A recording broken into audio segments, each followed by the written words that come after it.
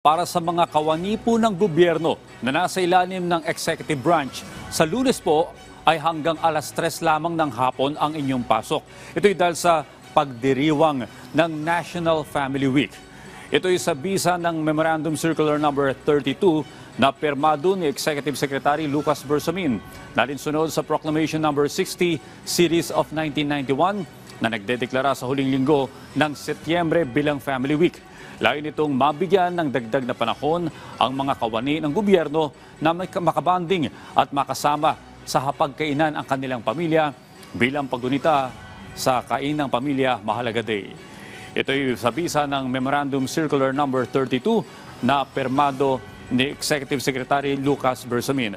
Kasunod nito, hinimok din ang mga kawani ng gobyerno na suportahan ang mga programa at aktibidad sa selebrasyon ng Family Week na inorganisa ng National Committee on the Filipino Family. Magpapatuloy naman ang serbisyo ng mga ahensya na konektado sa basic health, gayon din ang disaster response at iba pang vital services.